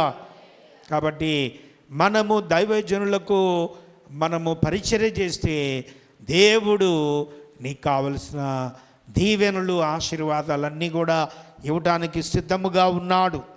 మీరు చేసిన కార్యము ఏంటి? మీరు చేసిన పని, మీరు పరిశుద్ధులకు ఉపచారము చేసి ఇంకను ఉపచారము చేయుచుండుట చేత తన నామమును బట్టి చూపిన ప్రేమను మరచుటకు దేవుడు అన్యాయస్తుడు కాదు. ఇప్పుడు చేసాం, అయిపోయింది, ఇంక మేము చేయలేము అని చేతులు ఎత్తేస్తుంటారు కొంతమంది. దేవుని పని చేయమంటే ఏమంటారండి? మేము ఉన్నాం, మేము చేసాము, అప్పుడు మీరు బుట్టను కూడా పుట్టలేదు కాబట్టి ఇప్పుడు మేము చేయాల్సిన పని లేదు, మేము చేయలేము అంటూ ఉంటారు. కాబట్టి ప్రియ దేవుని బిడ్డలారా, వాక్యం చెప్తుంది, నా మాట కాదు, మరి ఇంకను ఉపచారము చేయుచుండుట చేత. ఉపచారం చేయాలి, ఉపచారం చేశాము, ఉపచారము చేస్తూ ఉన్నాము, భవిష్యత్తులో కూడా ఉపచారం చేయబోతున్నాం. అంటే ఏంది? గతంలో మేలు చేస్తాం, ఈరోజు మేలు చేస్తాం, రేపు కూడా మేము మేలు చేస్తాం, పరిచర్య చేస్తాం. ఎంతమంది సిద్ధంగా ఉన్నారు దేవుని పరిచర్య చేయడానికి? దేవుని బిడ్డలుగా ఉన్నటువంటి మనము, మన యొక్క కుటుంబాలు ఆశీర్వదించబడాలి అంటే దేవుని పరిచర్య మనం చేయాలి. దేవునికి స్తోత్రం కలుగునుగాక. కాబట్టి ఎందుకంటే మన దేవుడు అన్యాయస్తుడైన దేవుడు కాదు.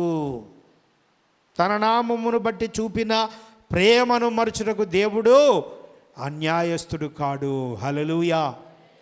కాబట్టి ప్రియ దేవుని సంఘము ఎప్పుడు కూడా ఉపచారం చేయడానికి సిద్ధముగా ఉండాలని దేవుని యొక్క వాక్య భాగము మనకు సెలవిస్తూ ఉందండి ప్రియ దేవుని బిడ్డలారా.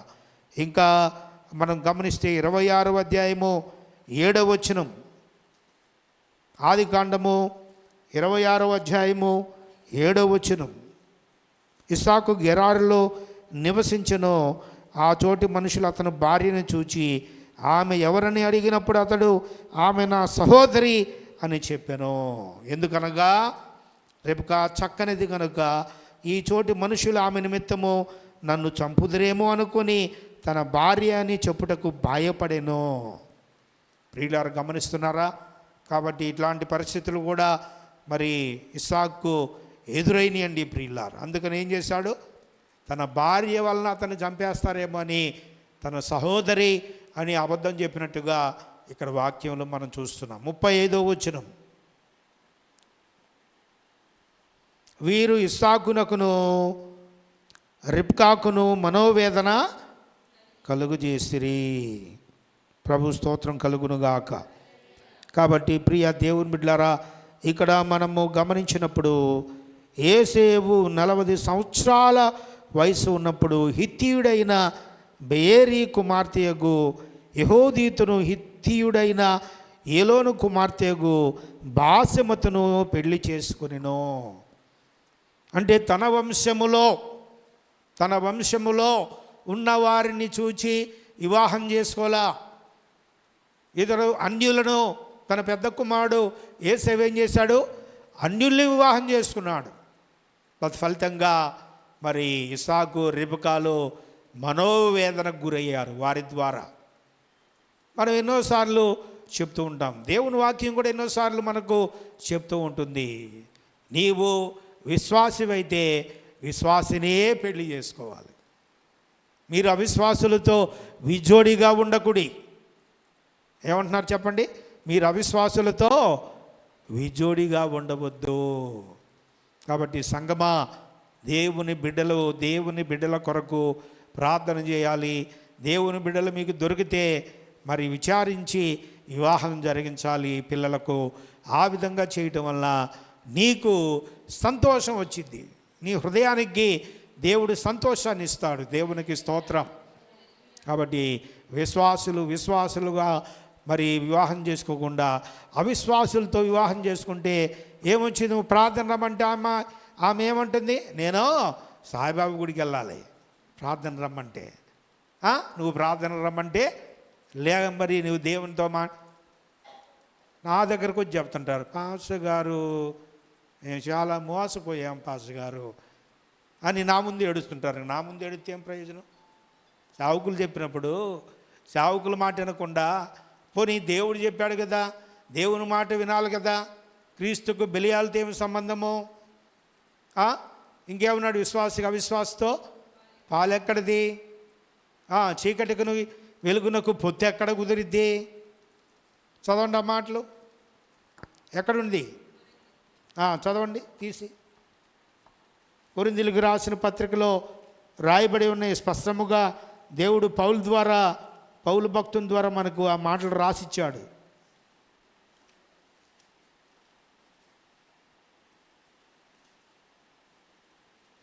దేవుని నామానికి మహిమ కలుగును గాక. కాబట్టి ఇక్కడ దేవుని యొక్క వాక్యములో మనకు పరిశుద్ధాత్మ దేవుడు 6వ అధ్యాయం 2వ కొరింథీ పత్రిక 6వ అధ్యాయము 14, మీరు అవిశ్వాసులతో జోడీగా ఉండకుడి, నీతికి దుర్నీతితో ఏమి సాంగత్యమో, వెలుగునకు చీకటితో ఏమి పొత్తు, క్రీస్తునకు బెలియాలతో ఏమి సంబంధమో, అవిశ్వాసతో విశ్వాసికి పాలెక్కడిది, దేవుని ఆలయమునకు విగ్రహములతో ఏమి పొందిక, మనము జీవము గల దేవుని ఆలయమై ఉన్నాము, అందుకు దేవుడు ఇలాగూ సెలవిచ్చుచున్నాడు.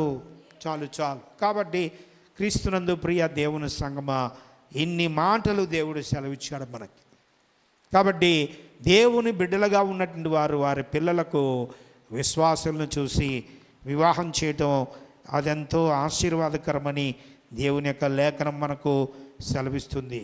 అదేవిధంగా ఆదికాండం 27వ అధ్యాయము 6వ వచనము, అప్పుడు రిబ్కా తన కుమారుడు యాకోబును చూచి, ఇదిగో నీ తండ్రిని అన్నయ్య అయిన ఏసేవుతో, ఇందాక చెప్పాం కదా ఈ మాటలు.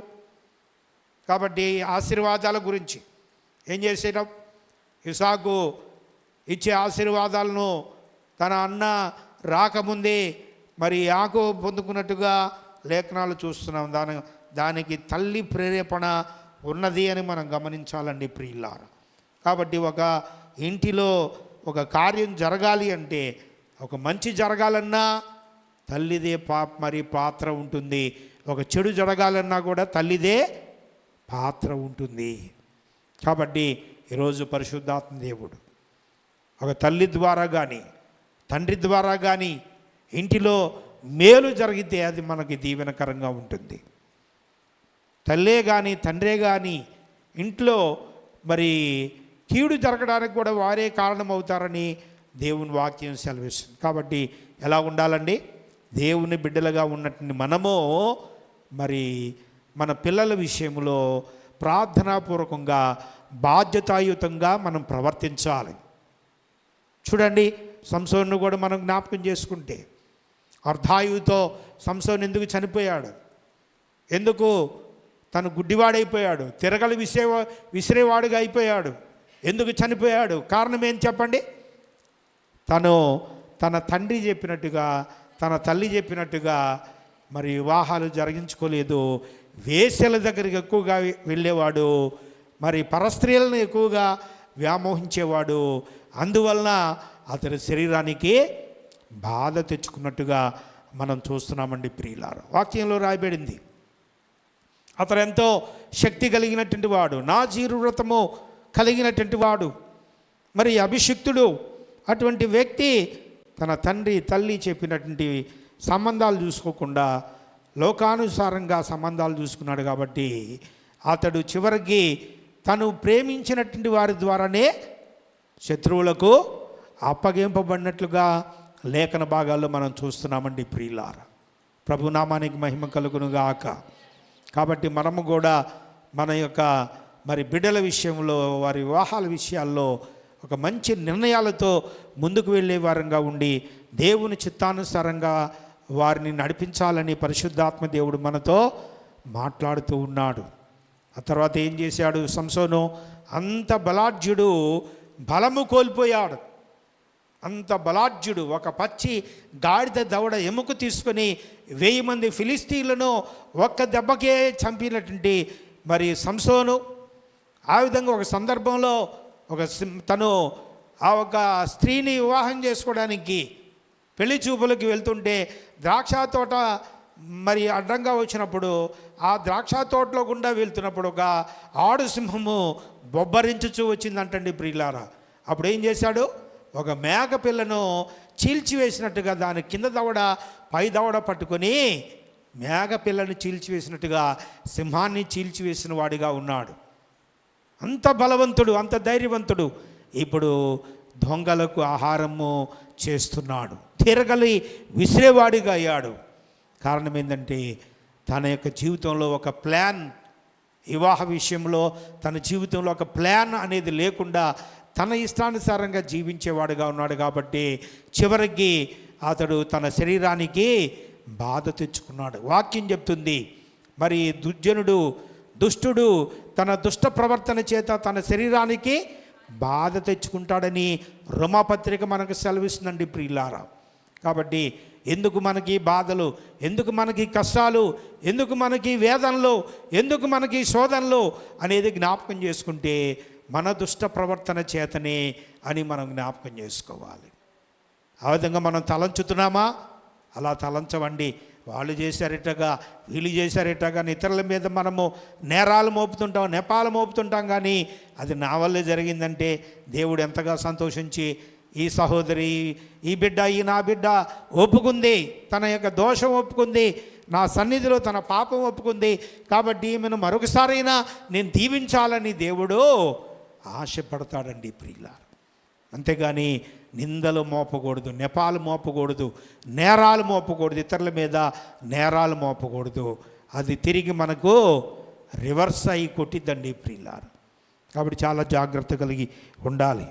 మరి ఈ రెబెకా జీవితాన్ని మనం పరిశీలన చేస్తే, రెబెకా యొక్క జీవితాన్ని మనం పరిశీలన చేస్తే మరి వివాహ విషయంలో పెద్ద కుమారుడు తీసుకున్నటువంటి చెడ్డ నిర్ణయం వల్ల తన యొక్క హృదయాలకు, తమ మనస్సులకు బాధ కలిగినట్లుగా లేఖన భాగాల్లో మనం చూస్తున్నామండి ప్రియులారా. చివరిగా మనం చూస్తే 49వ అధ్యాయము 31వ వచనం, ఆది కాండము 49వ అధ్యాయము 31వ వచనం. అక్కడనే వారు అబ్రహామును అతని భార్య అయిన శారాను పాతిపెట్టిరి. అక్కడనే ఇస్సాకును అతని భార్య అయిన రిబకాను పాతిపెట్టిరి. చాలండి ప్రియుల. చివరికి ఎవరైనా ఈ లోకంలో కొంతకాలం జీవించి మరణించవలసిందే. నీవైనా నేనైనా ఒకనొక సమయంలో ఈ లోకాన్ని విడిచి వెళ్ళవలసిందే. కాబట్టి సంగమా మనం జ్ఞాపకం చేసుకోండి. రెబెకా మిక్కిలి చక్కనిదిగా ఉంది, పని చేయటంలో ఉత్సాహం గలది, మంచి పట్టుదల కలిగింది. పట్టుత్వం అంటే అర్థమైందండి, పట్టుదల కలిగింది. మరి విధేయత గలది, కుయుక్తి చేత సమస్యలకు కారణమైంది, అతిథులకు ఆతిథ్యం కల్పించే స్త్రీగా అయింది. కానీ చివరికి శరీరంతో ఉన్నది కాబట్టి ఆదామవలు చేసిన పాపాన్ని బట్టి ఆ శరీరం మీద ఎఫెక్ట్ కొడుతుంది. ఇప్పటికీ కూడా అదే జరుగుతుంది. మనకు ఆదాము హవల చేసిన పాపాన్ని బట్టి మన శరీరము ఎక్కడికి వెళ్ళిపోతుందండి? ఈ లోకాన్ని విడిచి వెళ్ళిన తర్వాత మట్టిలో కలిసిపోతుంది, సమాధిలో చేరుతుంది. అలాగే రెబెకా కూడా తన చివరి కాలంలో, అవసాన కాలంలో చనిపోయి మరి ఆమె సమాధిలో, తన పితరులు ఉంచినటువంటి సమాధులు పాతి పెట్టబడినట్టుగా లేఖనాల్లో మనం చూస్తున్నామండి ప్రియులారా. కాబట్టి ఈరోజు దేవుడు ఇక్కడ మనకి ఈ మాటలు సెలవిస్తున్నాడు. కాబట్టి ఆమెలో మంచిగా ఉన్నాయి, మంచి ప్లస్ పాయింట్లు ఉన్నాయి, మనము అనుసరించడానికి, మనము గైకొనడానికి, మనము ఆధ్యాత్మికంగా నడవడానికి ఆమెలో మంచి ప్లస్ పాయింట్లు ఉన్నాయి, మరలా మైనస్ పాయింట్ కూడా ఉన్నదండి ప్రియులారా. కాబట్టి మన జీవితంలో కూడా ప్లస్ ఉంటుంది, మైనస్ కూడా ఉంటుంది. అంటే మంచి ఉంటుంది, మంచి తీర్మానాలు చేసుకుంటాం, అదేవిధంగా చెడు తీర్మానాలు కూడా మనకు తెలియకుండానే చేస్తూ ఉంటాం. ఏది ఏమైనప్పటికీ దేవుడు ఇక్కడ అంటున్నాడు, రిబకా జీవితం నుంచి ఈ మంచి పాఠాలు నేర్చుకుని దీన్ని బట్టి మనము ఆశీర్వదించబడాలి, దీవించబడాలి అని పరిశుద్ధాత్మ దేవుడు మనతో మాట్లాడుతున్నాడు. దేవునికి స్తోత్రం కలుగునుగాక. దేవుడు తన పరిశుద్ధ లేఖనాలు మన వినికిళ్ళు దీవించి ఆశీర్వదించునుగాక. తలలు వంచండి, కళ్ళు మూయండి, ప్రార్థన చేసుకుందాం. దేవుడి మాటలు దీవించి ఆశీర్వదించునుగాక. ప్రార్థన చేద్దాం. అందరూ కళ్ళు మూసుకోండి, ప్రార్థన చేద్దాం.